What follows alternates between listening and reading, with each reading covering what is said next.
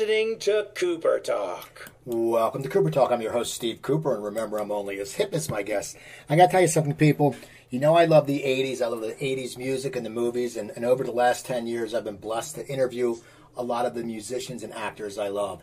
And my guest today, I think he's interviewed every 80s musician. He has kept the 80s alive, and he's just, when I was in college in New Jersey in the 80s, he was in L.A., DJing in the 80s, and my guest is Richard Blade. How you doing, Richard? Hey, Steve, I'm doing great. Thank you so much. I want to talk about the 80s, but I got to say, I was doing my research, and I found out you're a novelist. You've written 3 novels. Tell me about this. Yeah, I have, actually. I've got a 4th one ready to go, but I've pushed it to the springtime because I've got something else coming out this Christmas about the 80s. But no, I'd always wanted to write, and I'd done a few screenplays.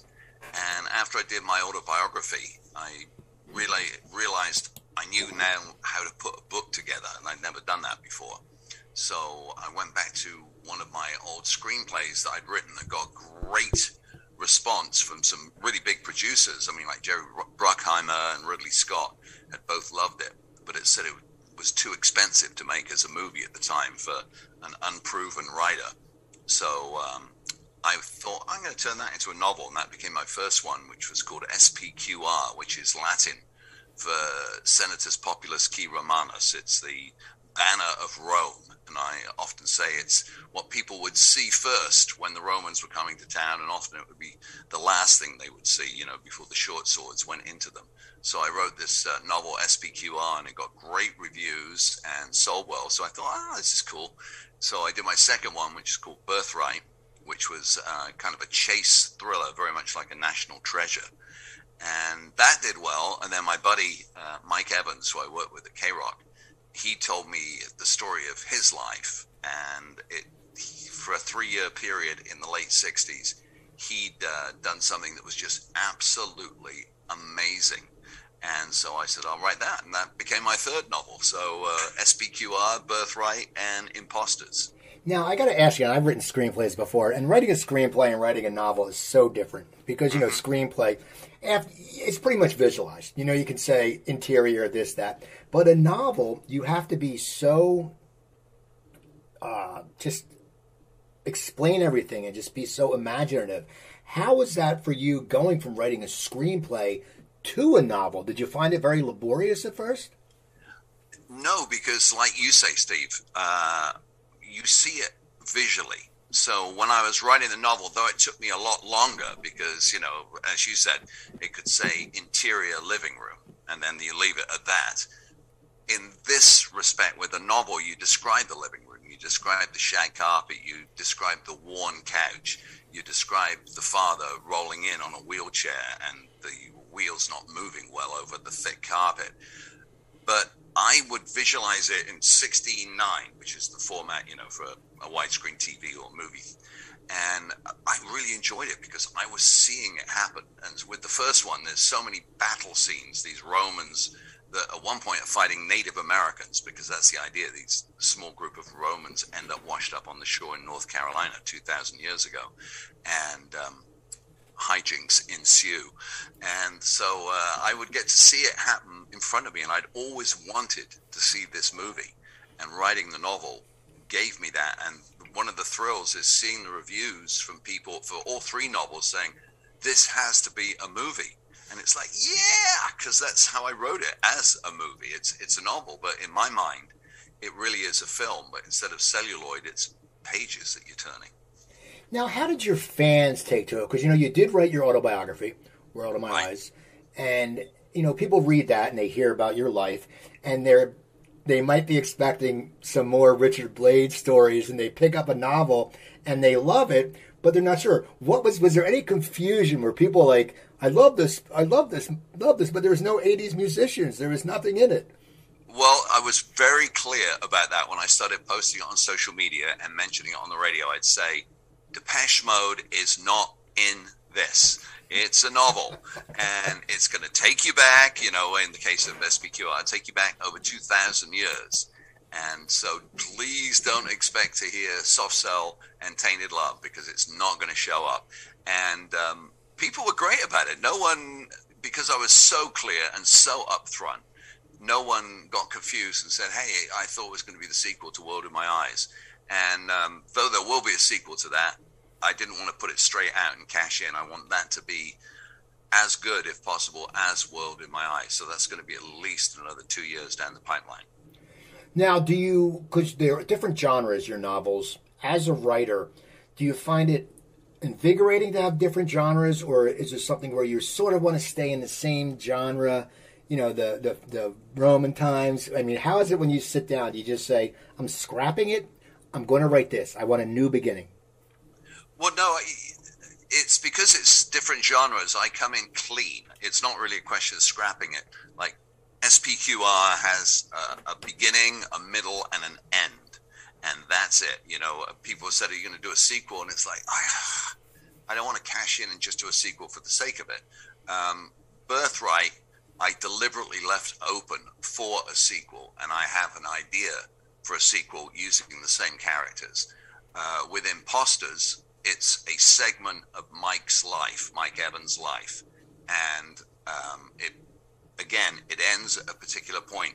And one review was like 4 stars instead of 5, but fortunately I found the person on Facebook and contacted them directly, and they said I would have given it 5 stars if it had been more on Mike's life. And I wrote to them and said, thank you so much for your review, I really appreciate it, but it deliberately was only that 3-year period because Mike said that he might write something himself about the following years, and I completely understand, because now there's a big gap from 1970 to where Mike is today. But it's Mike's life and it's his story, and he wrote back to me, I can't believe you reached out to me, I'm changing my review, and he gave me 5 stars. But each novel I approach as a completely different film. Like just walking into the cinema again to see a film. This one I sit down at the monitor and let the words just pour out of me. And I learned a lot from World in My Eyes, in the fact that when I was writing World in My Eyes, I kept going back to correct. Now I don't do that. I just go and pour everything out, let it go all the way down, whether it's 500 pages SPQR, 300 plus for Birthright or Imposters, and then I go back and then meticulously go through and correct it and say, this should go here, and that's the way I do it. But it's really a labor of love. I so enjoy doing it because I get to see it all come to life. Do you think, loving music and being such a popular DJ and, just being immersed in the 80s scene and being around creativity, do you think that wore off on you when it came to writing? Just because when you're around these cutting-edge musicians and you're around people who are talented, you have something in common, you have a bond. Has that helped you at all in your creative process? It may well have. I'm actually listening to an interview I just did yesterday with John Easdale of Dramarama. And he was the main songwriter for the band and continues to be so. And so maybe a little bit, hopefully it, wore off on me. If it did, then I'm going to go and hang out with Martin Gore a bit. So that would I'd get some of that talent on me. But it does make you want to be creative, I think, because you see these people who are out there putting out incredible albums and great songs and then wonderful performances. And so it does make you want to step up your game a little bit and deliver something. And one thing I've always said is if I wrote a novel, whether it's the next novel, the one after, whatever, and I honestly didn't think it was great, I wouldn't put it out because I wouldn't want to bore anyone. That's the last thing I would ever want to do, is bore a listener or a reader. That's a good attitude to have. It's funny you mentioned John Easdale. I got him, must have been 8 years ago when I was recording in Burbank. He came into the studio and did my show, and he brought a guitar. And I love anything. And he played this version. He said, can I? And I said, you have your guitar, play it. And I've never heard the version. It always makes me happy because after I walked out, I'm like, I have the only version of anything he's done this way. So he's a great guy. And he's a fellow New Jersey guy like me. Oh, yeah, he's from Wayne, New Jersey, one of the nicest guys you can meet. I mean, so honest and so down to earth. Now, I got to ask you, when did your love affair with music start? Were you a kid who was always in front of the radio, Or how did you get involved? Because you've had such a long career, and you started in England, you came to America, and you were in a scene that just blew up. You were in you were in LA in the 80s. But when did your love affair with music start? It started almost at the same time in two different places, but both in the same town of Torquay, which is in the south of England. And one was in my my best friend's bedroom, John Bennett. He had a record player, and he would buy the latest songs from the Beatles and the Rolling Stones, and we would listen to them together. We'd open the albums, and we'd sit there, and we'd put it on track one, and let it go all the way through side one, then we'd flip it over. So I really got into music at that time. And the other was when my dad, in that same period, within 6 months, bought me a transistor radio, a small little radio. And at night, I'd go to the park, a place called Kitson Park in Shippay in Torquay. And I'd sit there with my friends, with Mike Frost and with John and Ian Actor and Malcolm Alsop. And we would tune in the pirate radio stations and listen to all the new music that they were playing. And we'd talk about bands like The Move and The Kinks, and just really enjoyed this music that we couldn't hear anywhere else because the BBC weren't playing it at the time. Radio 1 hadn't started, so you had to listen to the Pirates. And that really got me hooked on music and on the DJs that were playing it. How did you find the pirate stations? Like, because, did they just last for so long before they get shut down? Was it, because it's not like internet. It's not like, hey, Google, hey, by the way, send a message. How did you find them, and how long would they last? Well, they lasted until BBC Radio 1 came on the air, because at that point, there was no need to listen to the pirates, because BBC Radio 1 hired away some of the biggest pirate DJs and stuck them on the air, and suddenly started playing the music that we fought so hard to find, and the signals would drift in and out. But you found them not only through word of mouth, but in all the newspapers they wrote about pirate radio, because the BBC were trying to shut them down, the Coast Guard would go out, and as long as they were 3 miles away from the shoreline of Great Britain, then they were in international waters and they could broadcast. So every time there was a storm, the Coast Guard would be out there, hoping they were going to be blown into the waters and they could be arrested. But Radio London, Radio Caroline, and so many of the others, about 3 other pirate stations, were on these boats that floated out there, which had a 200-foot transmitter. And during the day, you couldn't hear them. Not in the southwest. On the east coast, you could. But at night, it would bounce off the ionosphere, and we could pick up these radio signals. And it became something, let's listen tonight. That was our thing. We're 12 years old, and we're tuning into pirate radio. It was great. Now, how did you become a DJ? I know, and as I said, I read Wikipedia, and you can never tell if Wikipedia is right, but it said you went as the young Dick Shepherd. Now, is that true, or is that one of these Wikipedia things that someone just said, oh, that sounds interesting? Well, that was a nickname that Kevin and Bean gave me when they found out that my original DJ name was Dick Shepherd. But I was Richard Shepherd until I went to college. And then on my first day of college, we had the captain of the hockey team in the same house as me. There was 13 people living in houses, and there was houses all around the college, about 100 or 200 of them. And in my house, there was the captain of the rugby team, there was the captain of the hockey team, and there was the college DJ. And I went in, I met Phil Richards, and he said, big guy, hockey guy, like to get into it. And he came up to me and he goes, what's your name? And I go, it's Richard Shepherd. And I go, well, I'm Phil Richards. He goes, again, I have 2 Richards in the house. He goes, too damn confusing. You're Dick Shepherd. And that was it. I was not going to argue with him. And so I became Dick Shepherd at college. And because the college DJ was there, I thought, I'm going to start seeing what that's like. So I hung out with Norm at the first dance. And Norm was not a good-looking guy, but he was great with his music. But I did notice the girls were hanging all over him at the college dance. And I thought, wow, they like the music, and because they like the music, they're liking Norm. This might be a good thing to do. So I said to Norm, I'll carry your records, I'll help set up the gear. And I did that, and very soon I was doing the first 2 hours for Norm and of the college dances, and then he would just come in and close out the night. And wasn't getting paid or anything at the time. And then at the end of the year, he was a third year, I was first, and he was leaving.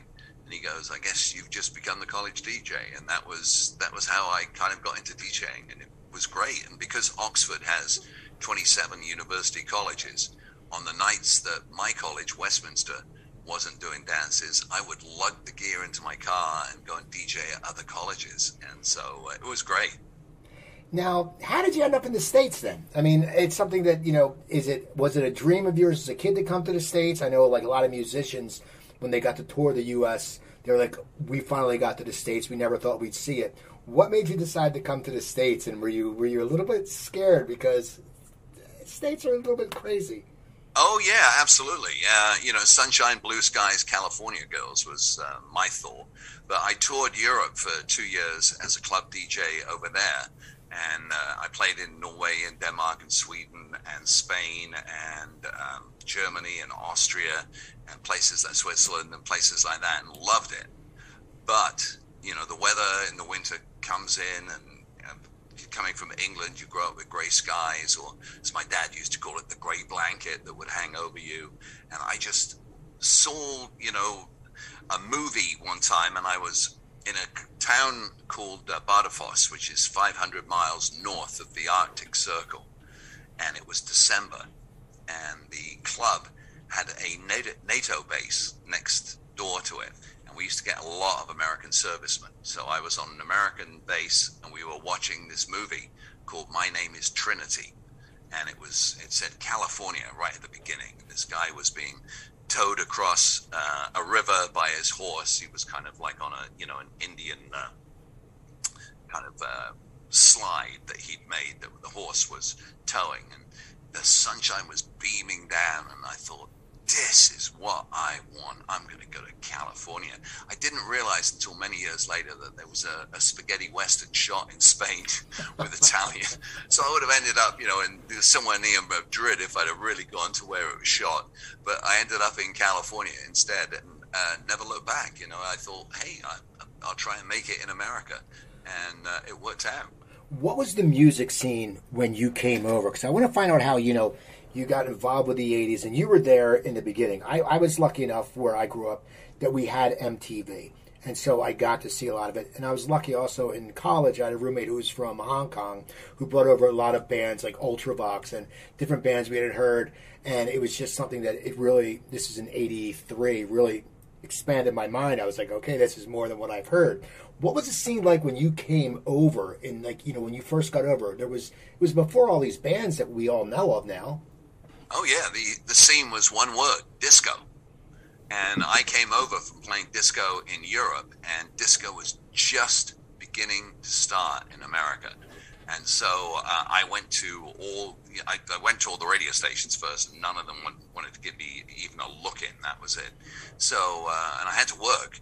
So I went to all these little clubs that were starting up. And I got a gig at a place called the Plank House, which was a restaurant that was going to put in a discotheque. And they needed a DJ.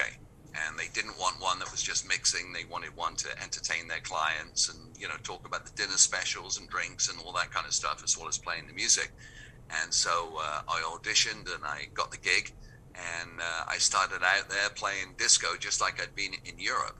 And my mum and dad sent my records over. And then I went from there to another chain called the Red Onion and programmed the music for them. And then I got asked to do some private parties.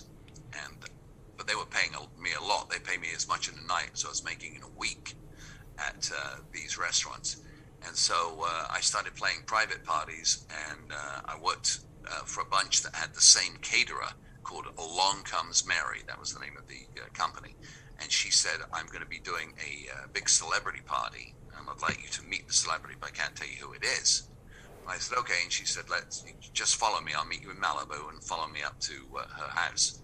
So I carpooled behind her and drove up to this house across from Paradise Cove, which is a beautiful beach. Shot a lot of Baywatch there and that later.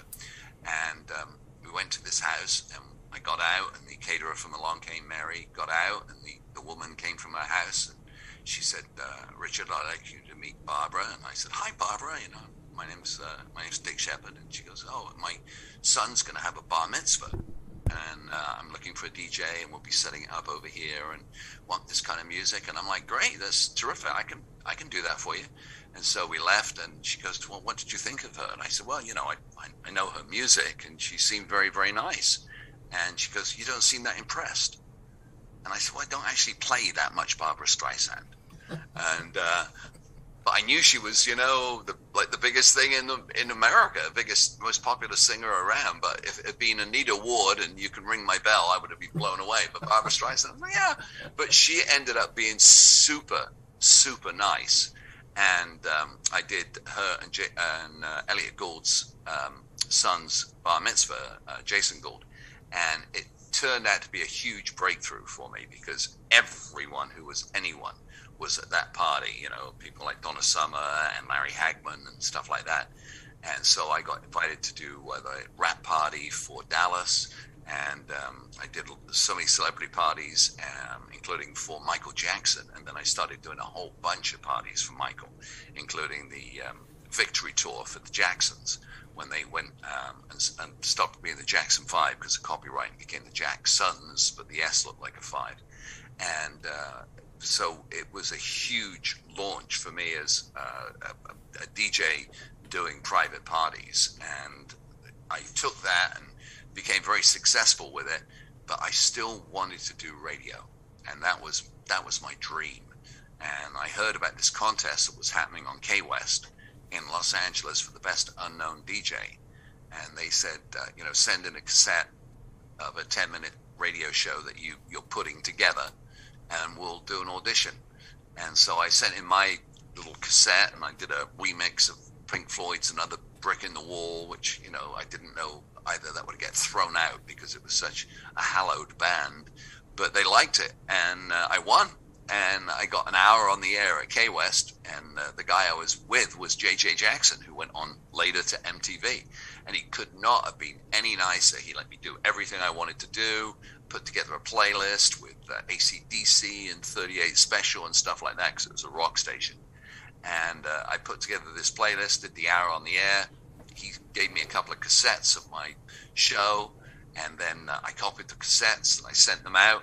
And about 2 days after I'd sent out the cassette, I get this phone call from Bakersfield from a guy called David Lawrence. It goes, hey, I'm the program director of Magic 98 in Bakersfield. Would you like a job? And that was how it all started for me.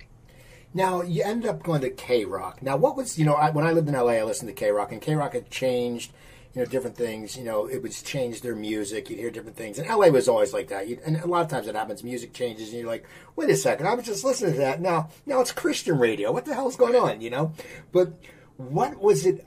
Explain to me what it was about the 80s that just got to you. Like, because you knew everybody. You were on the forefront. Did it just smack you in the ass when you first heard it and you said, this is going to be a new sound? I mean, what was that like to be on the forefront of that? Well, yeah, it was. K-Rock was one of the stations I wanted to be at in Los Angeles. When I first got to LA, K-Rock was nothing. It was a tiny little station called KPPC, and then they changed to K-Rock, and it was in Pasadena, which was, in the boonies at the time, and it didn't have any impact. But then I left Bakersfield and went to San Luis Obispo, which is a beautiful beach town. And I was playing rock music there for college girls. Oh, that was a great summer. And I was also playing stuff that my dad was sending me from England. And I was playing Human League and Soft Cell and Ultravox, who you mentioned earlier, and Visage and The Police. And I was loving this music. And I said to the owners of the station, this is the future. It's not Toto. We got to play this for the college kids. And they'd hired me. They also owned the same station as Bakersfield. And when I left Bakersfield, they said, well, no, come to our beach town and just do one summer there, because we're doing our first ever rating period. They'd never been rated before. And it was really important for them. They said, we want to come in number 2, because the number 1's going to be K-Sly, which is a country station, and they're huge and everyone listens to them. But if we can get number 2, it'll be great. And if you'll just do that, then you can leave, and we'll give you great references and all that. So I said, okay. So I went in and I programmed the station for 5 months, and it went through its first rating period, and we got the ratings, and it was fingers crossed when they came in, and I got the phone call, and I said, so how do we do? And they said, well, we didn't get number 2. And I was like, oh, shit. Okay. He said, we're number 1. I said, are you kidding? And he said, K-Sly got a 5 rating. I said, what do we get? And he said, you got a 28. And I was like, oh, my God. That's crazy. So they said, well done. This is fantastic for us. It's fantastic for you. We're going to have a great year. And I went, whoa. Hold on. No, we're not. I'm leaving. And he said, well, are you kidding? You're number 1 on the central coast of California, the whole central coast. And I said, yeah, but I told you I was just coming here to go through that one ratings period. So I'm going to take the numbers and I'm going to go to LA. And they said, well, where are you working in LA? I said, I don't know yet. I haven't got a job. They said, hang on, you're going to quit the number 1 radio station in the central coast of California, and you're going to go back to Los Angeles without a gig? I said, yeah. And so I did. And I got hired at KNAC to do overnights, and they were trying to compete with K-Rock at the time. But they had a really low signal because of FCC ruling. You can't, just turn your transmitter up. They only had 5,000 watts and could only be heard, in like Long Beach and parts of Orange County. But it was a gig in LA, and I was there, and then I got to because they were paying me virtually nothing to do overnight, 6 hours, midnight to 6. I started doing some club gigs, so I would DJ from like 9 to 11:30, and then race down to Long Beach and jump on the air. And one of the clubs said, we're going to start advertising because the club night's doing well for you. And I said, okay. And they said, would you voice the commercial for us? And I said, sure. And they said, okay, it's going to be airing on K-Rock. And they said, you can go in and record the commercial. And so I went to K-Rock and I recorded the commercial, and the DJs heard this English accent on the air, and I got approached by Mike Evans, who I just wrote Imposters for, and Raymond Bannister, who did the morning show, and they said, hey, we want you to do some stuff, but really English it up, hello, how are you doing, old chap, that kind of thing. So I did spots for them, and then April came, heard it, and she was doing the nighttime show, and she said, I want you to do this one with a sexy English voice. I want you to say, wake up with Ramondo and Evans, but go to bed with April. And I was like, okay, I can do that. So suddenly my voice was all over the radio station at K-Rock.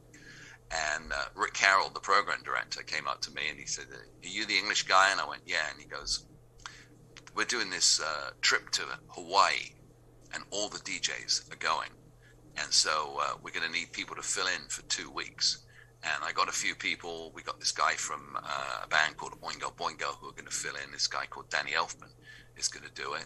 And the girl who does the shows on Channel 9 on KHJ, the Mistress of the Dark, Elvira, is going to do it. And we've got one opening. So would you want to do 9 till noon? And I said, sure. Absolutely. He goes, all right, you'll fill in for Denise Westwood. So I said, great, that's fantastic, Rick. And he said, yeah, but there's one catch. And I said, what? He said, you've got to quit KNAC. Because I can't have you on KNAC and on K-Rock. And I said, all right. He goes, but we're not going to pay you. And I said, okay, that's fine. And he goes, we've got no job. When the DJs come back, that's it. You have to go. And he said, because took me a long time to get this lineup, Ramondo and Evans, and then Denise Westwood, and Jed the Fish, and Freddie Snakeskin, and Dusty Street, and April Whitney, and Sam Freeze. He said, so, I love all of them, and they're all coming back, so it'll be 2 weeks, and then you're going to be on the street. And I said to Rick, are you going to Hawaii with the DJs? And he goes, no, I'm staying here. And I said, so you'll get to hear me? And he goes, I told you, it doesn't matter whether I hear you or not. You won't have a job because I really like the lineup we've got. And I looked at Rick and I said, when you hear me, you'll hire me. And he said, okay, let's see. And so I did it. And at the end of the first day, Danny hadn't shown up because he was stuck in the studio working on a new album. And then after that, Elvira didn't show up because she was doing 3 shows, taping in advance for Channel 9. So I ended up doing a 9-hour show. And in the final 30 minutes of the 9-hour show, this white-haired old guy walks into the studio. I say old guy, he's probably 15 years younger than I am now, but he seemed an old guy to me at the time. He had the white hair, and he stood there, and he walked in while I was reading an advert, a live spot for the Parrot Place in Van Nuys, because they're having a sale on McCaw's, big deal. And so I'm reading this spot, and he walks in, he goes, "Hey, where's Snakeskin?" So I hit the microphone off, and I go, "Excuse me, I'm on the air." So I turn it back on. I'm going, and the sale ends on Saturday night, so come on down. And he goes, I said, "Where's Snakeskin?" So I turned the mic off again. They said, "He's in Hawaii, so I've got to finish this commercial." So I hit it on again, and I carried on reading it. And he goes, "But I need to speak to Snakeskin." So I turned the mic off, and I said, "If you don't walk out the studio right now, I'll fucking throw you out." And then I turned the mic on again, and I finished the commercial. And I ended up, ending up the show at 6 o'clock and handing things over to the next fill-in DJ, who I think was from Mike Ness from Social D. And I walked out, and Pat Welsh, the general manager, comes up to me and he goes, "Wow, that was pretty something. You're doing 9 hours." And I said, "Yeah, I'm exhausted, but thank you. I enjoyed it." He said, "Yeah, it sounded great." And he said, "I got someone who wants to meet you." So I said, "Okay." So I walked back with Pat. I follow him to his office. And that's when my stomach dropped, because someone was sitting behind Pat's desk. And I didn't know Pat Welsh well. I only met him twice, but I knew that he was a rough, tough guy, and no one sits in Pat's chair. And he goes, "I want you to meet Ken Roberts. He owns the radio station." And it was the white-haired guy I told to fuck off. And he just looked at me, and he looked at me, and then he looks at Pat. And he said to ask him, because he didn't want to talk to me, he goes, "Ask him why he told me to fuck off." And I just stepped forward, and I put my hands on the desk, and I leaned over to Ken. And I said, "Because as far as I know, the only way this station makes money is by selling commercials. And somebody I didn't know was interrupting a commercial. And I asked them nicely twice to let me finish the commercial. And when they didn't, I told them to fuck off, because no one is ever going to take money away from a radio station when I'm on the air." He looked at me, and he looked at Pat, and he goes, "I like the kid, hire him." And so that's how I got into K-Rock. Well, once you were in K-Rock, how you've gotten to know so many musicians, and you have your podcast where you interview musicians. How did you start relationships with them? Was it something that they would, because you were in LA, they would come to the station, or how did you start your friendships? I know you dated Terry Nunn for a while, and all these people. How did you meet all of them? Well, they would come into the radio station, or they would be doing concerts, and the record company would say, "Can you come down and be part of, the K-Rock presence there and introduce the band?" And I would do that, and when I would do it, I don't know if it was just that I did a little research about the groups, and that when I would do the interviews with them or I'd meet them, I didn't push them for anything. It wasn't like, "I need time with you, I need drugs with you, I need drinks with you." It was just like, "Hey, I'm from Torquay. Oh, my parents went to Torquay on their honeymoon. That's great. I'm from Liverpool." And we would chat for a little while, and then I would usually be the first to leave rather than the last at the party, kind of thing. And musicians, particularly when they're breaking and their songs are happening, aren't used to that, because everyone wants a piece of them. And so because I just talked to them as normal folks, they were, I think, like, "Wow, that's pretty unusual." And because I wasn't asking them for something, they would always say, "Well, I want to go back and do my next interview with him." And so it started as something that they wanted to do, and then we just became friends with so many of the acts. And the DJs at K-Rock had different groups that they related to, like Dusty Street at night. She was very much into goth bands. So if it was Susie coming to town, she would always get Susie. And same with Peter Murphy, and same with Daniel Ash, and people like that. For for me, it was always Duran Duran and Depeche Mode and New Order and George Michael and people like that. So those were my bands, and we, ended up becoming friends and, hanging out. Now, you toured with Depeche Mode, right? You went out with them for a while? Yeah, I did. I went with them on the one-on-one tour, Music from the Masses. And then when they kicked off their next tour, they had me come fly out to Florida and join them there and do the interview for them launching the tour. And at the Hard Rock, the brand new Hard Rock that was just opening, it all kind of coincided. And so I got to do that. And then I actually toured on the road with Spandau Ballet in Australia, which was pretty incredible. So it's always fun to be able to do that. Like when Erasure come to town, and Bananarama recently, they asked me to open for them in Los Angeles, and I really enjoy doing that, and I'll be doing that on September 3rd at the Greek Theatre. I'll be doing sets between the bands for Lost 80s Live. So it's always interesting. Now, you were so immersed in the 80s, and, the music climate changes. We've seen it from, 80s, just the new wave, metal, grunge. What is it like when you're immersed in a scene and you know all these people, they're friends, and then you start to see their careers changing a little? Is that hard for you because you're like, how talented they are, how nice they are, and all of a sudden they're going from big arenas to smaller places? What is that like when you're involved in it? You're not in the band, but you're close to the band. It's sad sometimes because, they've had that moment of glory or those years of glory, and then they have to reinvent themselves. But I've seen a lot of bands do that, and they've gone from playing at amphitheaters to playing at clubs. But in many ways, a lot of them put on as good a performance in a small venue as they did in a big venue. And these days, I think you can make more money playing even in the smaller clubs than you could when you went out on the road. I was just going through a podcast I did with Andy McCluskey of OMD, and he said that throughout their years of the 80s, when they were doing If You Leave and So In Love and Secret and Tesla Girls, they made no money, nothing.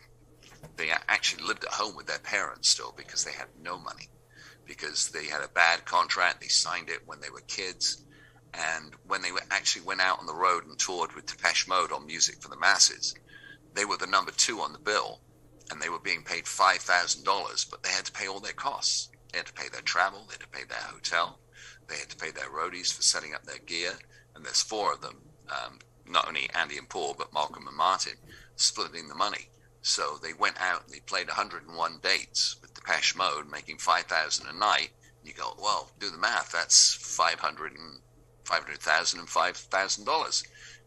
But no, they ended up losing close to $750,000 because of the costs of going around on the road and touring and doing all that kind of stuff.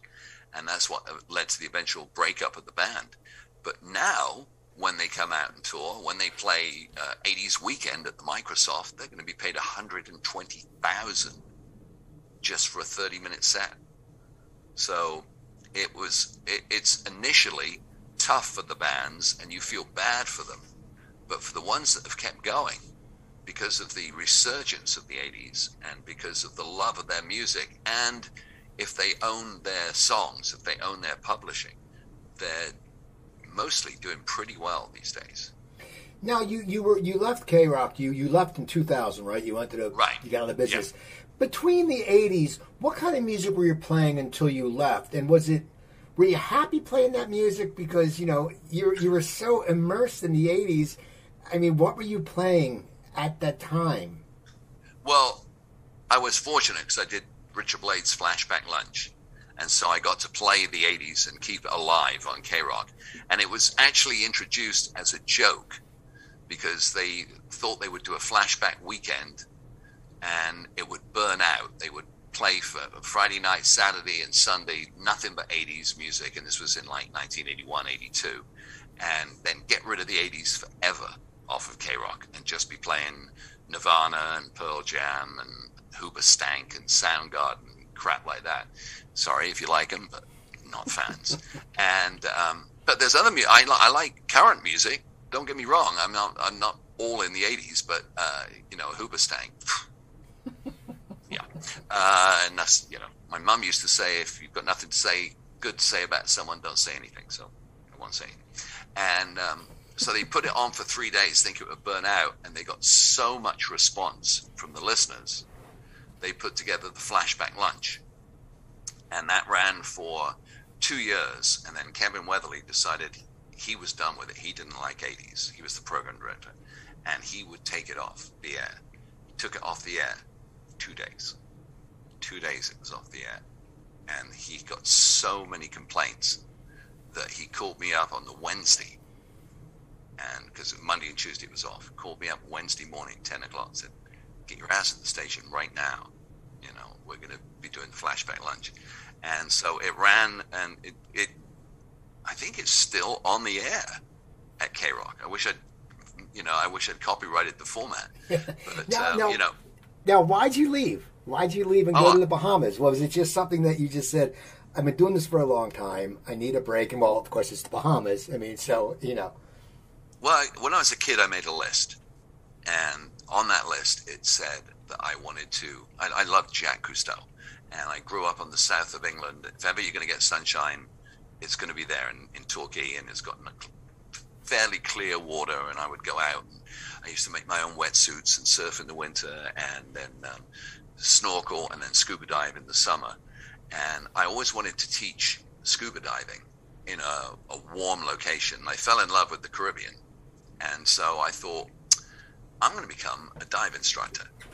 So I took diving while I was at K-Rock, and I would go all my vacations, dive vacations, and I would take courses, and I became a dive master, and then I became an instructor, and then I became a staff instructor, and finally I became a master instructor. And I said to Krista, my wife, I said, listen, I want to quit all this, and I want to teach scuba diving while I still can, because life is finite, it's short. And my big fear was waking up one day with tubes in me, looking up at a white ceiling with doctors running around going, I should have done it when I was young. So she said, that's fine with me, honey. So we bought a little place in St. Martin that was rented out. There was a little place on the hill, gorgeous little place, and then we planned to redo it. And so in 2000, I quit K-Rock to move there and become a dive instructor. And the weird thing was, when you're a DJ and you quit on the air, that's it. You're gone. You don't come back the next day because you can say anything you want. Radio stations don't trust you. So I signed off on the Friday, and Krista knew it was coming, that, I was going to give them 2 months notice, and that was it. But they would have me gone. I wouldn't be back on Monday. And so I gave my notice to the general manager. Then he called in Kevin Weatherly, the program director. And he said, tell Kevin what you just told me. And I said, look, here's a picture of my house, St. Martin. I'm moving there. I'm selling up everything. I'm quitting the TV shows. I'm quitting writing because I was writing for a show on the CW network, which was UPN back then, a time travel show. I was writing for it. It's called 7 Days. And I was doing these TV shows. I was doing Casey Kasem's Top 10. I'd taken over on television, just called America's Top 10. And movies, games, and videos, and a couple of other TV shows. But I quit everything. And so I said, I'm moving to the Caribbean. And I've given you 2 months notice. And Trip Reeves said, so when's your last day? I said, April 27th, because this is February 27th. But I knew it was over right there and then. And he said, okay. And then Kevin said, have you said anything on the air yet? I said, no. And he goes, well, don't. He said, let me talk with Kevin and Bean on Monday, and we'll position this. And I said, what do you mean? He said, well, we want to make this a big going away for you. I said, so you want me to come back on Monday and do my show? And he goes, yeah. And he goes, but aren't you working tomorrow? Isn't that your shift as well? Aren't you your weekend to work? Because every other weekend we do a 3-hour Saturday show. And I said, yeah. And he goes, okay, well, you'll be working till April 27th or whenever you want. And I was like, holy shit. And so I got home, and Krista's like, honey, how did it go? You know, after 18 years, you know, they kick you out of the building. And I said, they're making me work till the very end. Well, and we were already, you know, had everything set to be in St. Martin on May 5th. And she was like, oh my God, I'm going to have to pack everything myself. But they gave me an incredible going away party, and Duran Duran and Tears for Fears and Billy Idol and Berlin and Dramarama and English Beat all played and saw me off and at the Palace, and it was just wonderful. It was, the station couldn't have been more loyal to me. It was wonderful. Now, did you just get tired? Why'd you come back? Oh, well, it's actually the end of the world in my eyes. My wife's mother, age 47, she flew over. Krista's dad and mom flew over for our wedding, which was November the 1st of 2000. And she flew in. I was on the boat finishing up some students, so I couldn't meet them at the airport.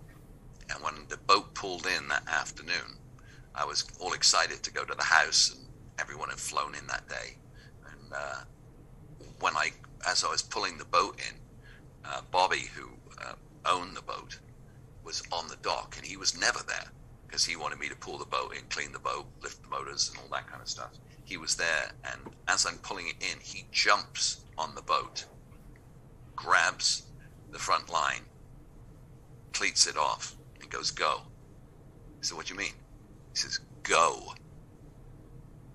I'm like, oh, shit. So I run to the car, and I drive. It's only 1 mile to the house. And I get to the house, and I'm met there by Ray at the bottom of the stairs. He said, don't come up. Go to the hospital. I said, well, what's happening? He said, just go to the hospital. And I have no clue what's going on. And the hospital is about 20 minutes away. And there was traffic, so I'm driving on the hard shoulder on the inside. Everyone's, fuck you, get on. You know, and I'm like, I don't care. I don't know what's happened. And I get there, and Krista and her dad are sitting there, and they got tears in their eyes. And I said, what's happened? And he says, Mom. And Krista's mother had collapsed in the pool and had a massive grand mal seizure that had burned out her brainstem and her brain. And she was on full life support, complete life support. The machine was breathing for her, and she died 2 days before the wedding, age 47, completely unexpected. And it was like, holy shit. And then 2 years later, I'd just taken my mom, who was much older. She was 85 at the time, 84, to the south of France. And then I'd gone back to LA, and we were getting ready to go back to St. Martin for the summer season and then through the winter. And I'm sitting there in the dentist chair getting a filling, and I hear the phone ring in the other room. Don't think anything of it. It's dental office, you know, they get phone calls all the time. And then the nurse comes in white as a sheet. She goes, Doctor, he needs to take this phone call. And my stomach dropped. I went, oh God, I was here 2 years ago, and I knew what it was. And I got up from the dental chair with the robe on and everything. My mouth is like this, you know, numb. And I get the call, and it's my brother, and he goes, Mum's in hospital. They've given her 24 hours to live. And I was like, fuck. I said to the dentist, just put anything in my tooth, I've got to go. And I called Krista, and I said, make a reservation and fly to England. And so I flew to England and drove down from Heathrow to Torquay, which is 200 miles, about 100 miles an hour. And I got to Torbay Hospital, and I ran through Torbay Hospital. I knew it because I'd done some hospital radio there, actually, in the summers. And I ran through the corridors to the heart ward. And I'm calling out, anyone know where Mrs. Shepherd is? Anyone know where Mrs. Shepherd is? And I hear this voice, oh, I'm over here, my love. And it's my mum. She's sitting there drinking a cup of tea. She goes, oh, you look exhausted. Can you get him a cup of tea?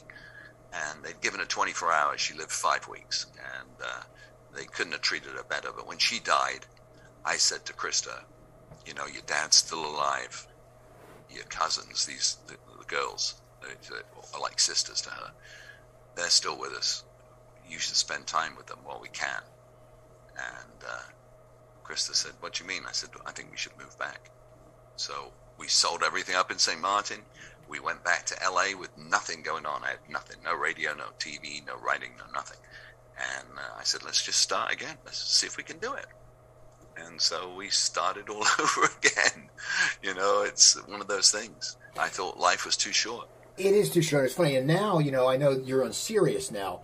What was it like for a person who was on terrestrial radio to switch to Sirius? Because it seems like it would be much more freedom. Because I know Alan Hunter, I interviewed Alan. I think he said that you can like record anytime you want. Like, it's just different. I mean, what's it like for you now to be able to sit there when Sirius happened and when it was XM and it was Sirius and it was, you know, all these different things?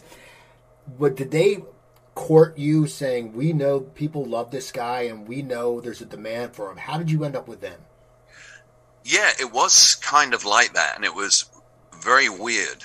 I got 2 calls in the space of like 3 days. One of them was when I was walking across the parking lot of Circuit City, which is no longer around, I don't think. And that was from Star 98.7. And they said, Ryan Seacrest is leaving and going to Kiss FM to do mornings because of his popularity on American Idol. We need a name. So would you come and do an afternoon feature every day so there's not this gap of us losing Ryan? So I said, can I pre-record it? Or do I have to come in? They said, no, but don't pre-record it and drop it off on a Monday on a CD back then, you know.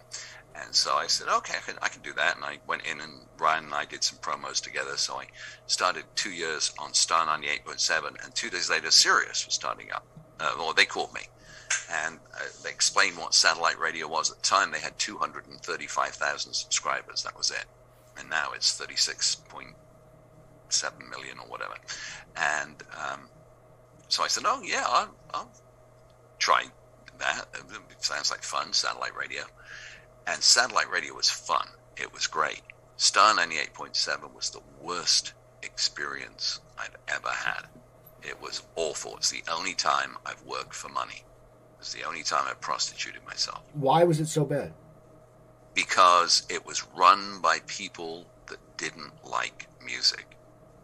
None of them came from music. None of them came from programming. They all came from sales. And the music was the interruption for the commercials. And it was just fucking horrible. And after 2 years, I wanted out. I just wanted to quit on the air and just get the hell out of there. And actually, it was a jock meeting. We had a jock meeting, and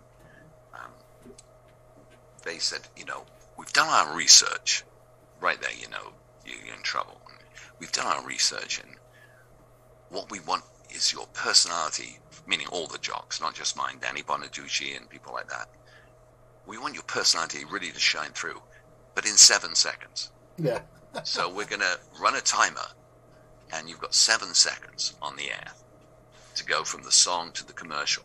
And as part of that 7 seconds, don't forget you've got to give the time and the call letters, and then something really entertaining. I was like, so in 3 seconds, right? So we got 3 seconds to be super entertaining.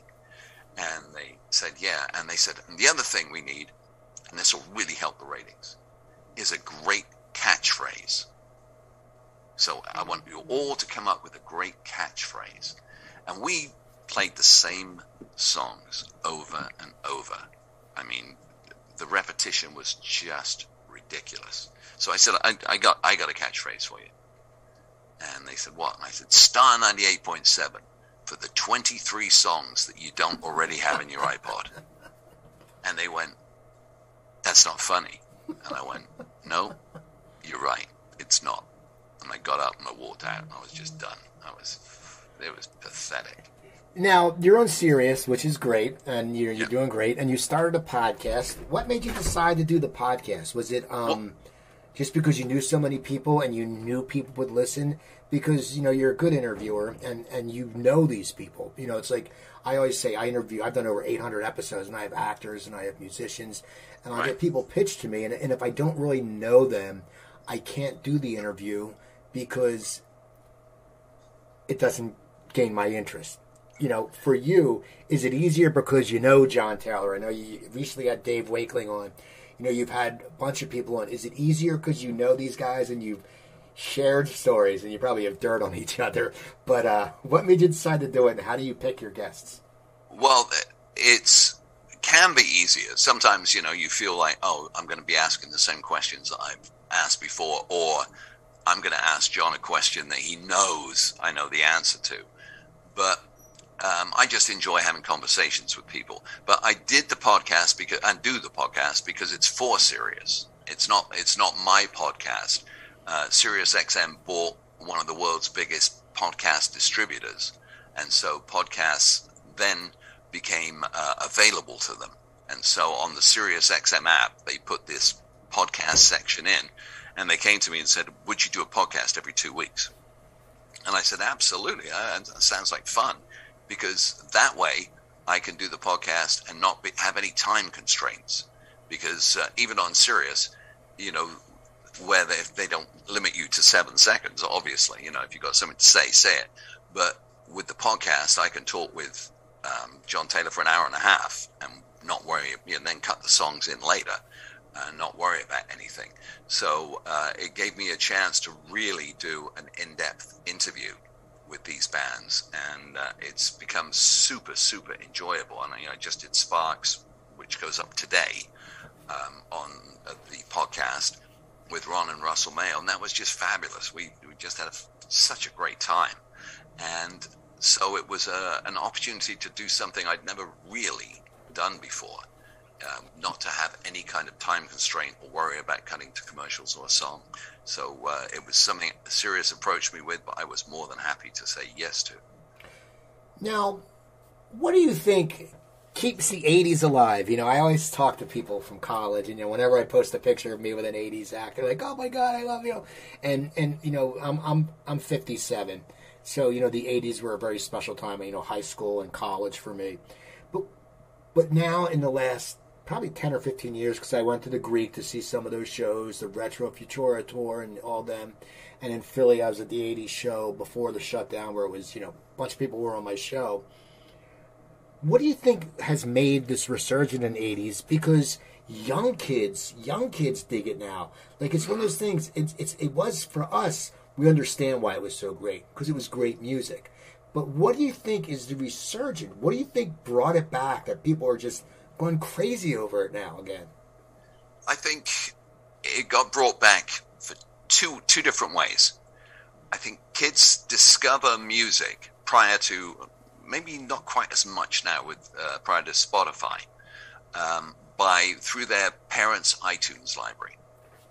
And I think they just went through the iTunes library and just clicked on songs and went, "Oh, I like this one, don't like this one, don't like this one, like this one, like this one." And so they would click on Aha, Take On Me, and go, "Oh, I like that." And they'd drag it over into their library. And so I think a lot of that, they didn't worry that it was 80s or whatever, they just liked the sound.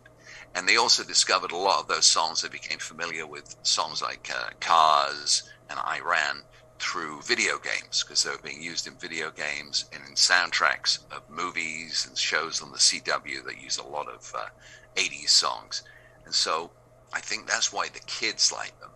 And the growth of the 80s is because I think the two best decades for music in our lifetime have been the 60s and the 80s. The 60s and the 80s have a lot in common in the fact that so many new bands came on almost every week. In the 60s, it was the Beatles. During the Pacemakers, it was the Beach Boys, the Doors, the Who. And in the 80s, it was the same way. We had to learn all these names. What's a flock of seagulls, you know? Tears for Fears, Wham with an exclamation point, and now they're Wham UK. What the hell's going on? But it was all this new music would come out all the time. And the kids, I think, really relate to that. And I'll be doing a live gig.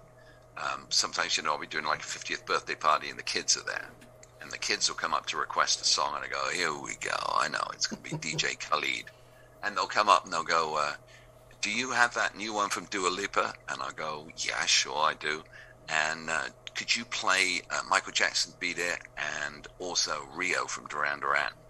I'm looking at these kids and I'm going, you were negative 15 when Rio was released, and that's what they want to hear, along with Dua Lipa, and it's amazing to see that. And so I think that is part of the resurgence, that good music almost becomes timeless. One final question, and I'm really looking forward to your answer to this, because you were a DJ back when you had to slug, pull your system and the albums and all that stuff to the gigs, and now things seems they have changed. It seems more tech. What is it like for you now when you perform? Do you go old school and bring lug all your stuff and bring your albums, or you do go, no, I'm just going to do it where it's easier for me? Oh, I am very high tech when I do my gigs. I have a digital mixer, a laptop, and I almost junked the laptop recently and went with one of the new ones which have the computer built into the mixer. But there was just a couple of things about it I didn't like. I'm going to wait for version 2 where the screen tilts up so it's easier to see. But no, I was, as much as I liked the sound of vinyl, I wrote in World in My Eyes the line, there is nothing heavier in the world than a milk crate full of vinyl. And ask any DJ why he's got a bad back, and he'll point to that milk crate. So I was happy to ditch vinyl, particularly if you're doing a gig outdoors, a pool party in Southern California and the sun's coming down. You queue up People Are People from Depeche Mode, and by the time you get 2 minutes in, the record's going, people. So it's great to go digital, but I try and still treat it like it's vinyl. So, when I play the songs, I've got them queued up, and nothing is auto mixed, nothing is auto segued, nothing is pre-programmed. So I've got my folders just like I have with the old milk crates. This one would be the hottest dance songs. This one would be the albums. This one would be the slower tracks. And that's how I get it organized. So I still DJ as if it was vinyl, but it's now high tech and everything is digital. Well, that's awesome, Richard. I want to thank you for taking time to talk to me. Tell everyone where they can find you. I know you're in Sirius. I listen to Sirius. I listen to First Wave. I have all the different stuff. I'm a music lover. I have Amazon Music Unlimited. I have Sirius. I have, it's just crazy. But tell everyone where they can find you and how they can keep up with your career. Okay, so I'm on Sirius XM channel 33, which is First Wave, playing you alternative 80s. In other words, we're not playing the pop 80s. We're playing you the Smiths and New Order and Depeche Mode and In Excess and Pet Shop Boys and stuff like that every day in the afternoon. Pacific time, it would be noon to 6. East Coast, it would be 3 to 9. Love to have you tune in. If you want to follow me on Facebook, it's Richard Blade Page. And you look for the blue verification tick. Yeah, I got that. But Twitter still will not verify me. I've been turned down twice. So stupid. For Twitter. I don't know why. I don't know what else I have to do. But, so people go, is this your page? Yes, it is, and you can find my website if you want and get details about the books and everything that I've written. And that is Richard Blade Page, or find me on Amazon. And you'll just type in Richard Blade. And the next novel comes out in the fall. Is that what you said? Well, in the fall, it's going to not be a novel. It's going to be 80s related. Okay. I don't want to give it away because it was an idea I just recently had. My novel, the next novel is finished, though, and it will come out in the springtime, and that's another different genre. It's a big action military genre called Ghosts of the Congo, and again, based on a screenplay I wrote. But you'll like it. It's got a lot of twists in it and a lot of action. So there's not going to be a moment where you can put the book down and go to sleep. You're going to go, oh, damn, you blew my night of sleeping again. I got to finish this, mother. You heard it here, people. So go to richardblade.com. It has all his info. It has all his books, his autobiography, his novels. Follow him on Twitter. Follow me on Twitter. It's at Cooper Talk. Go to my website, coopertalk.net. You can find over 860 episodes. Email me, Cooper, at coopertalk.net. Instagram, I'm CooperTalk1. Remember, I'm Steve Cooper. I'm only as hip as my guests. Don't forget, drink your water, eat your vegetables, take your vitamins, and I'll talk to you guys next time.